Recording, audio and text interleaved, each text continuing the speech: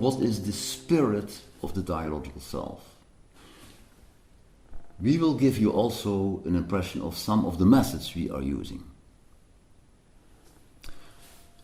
What is the dialogical self?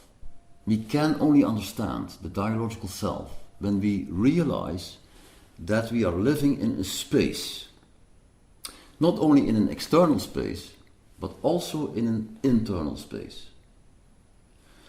In this space we can be high and low. I feel high, or I feel bad, I feel low.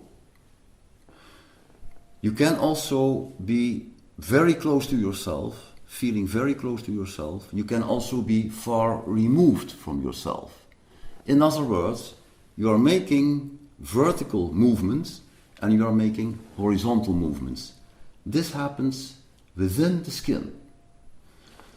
The space we are living in is not only internal, but it's an extended space. The space is larger than that within our skin. That is, there are many people in the world who play a role in our mind. Our mind is populated by other people. We are thinking and are feeling about other people. They are there, also when we are alone.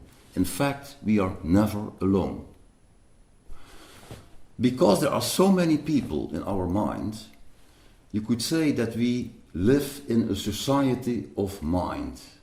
The self is a society, and it's at the same time part of a larger society.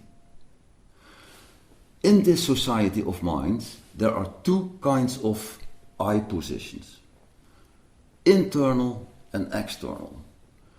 Internal I positions are, for example, I as an optimist, I as a pessimist, I as ambitious, I as vulnerable, but it can also be I as a child of my parents, I as a father, I as taking care of my parents.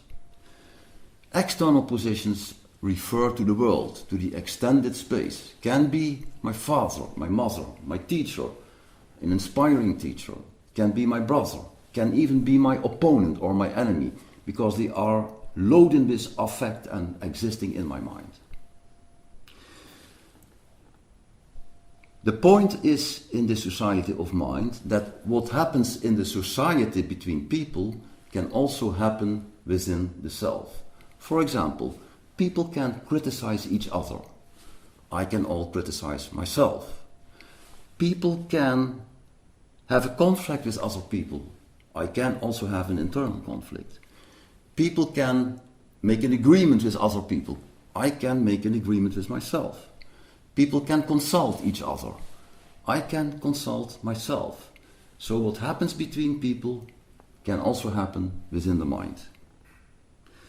In fact, and now it becomes very dialogical, I can listen to myself.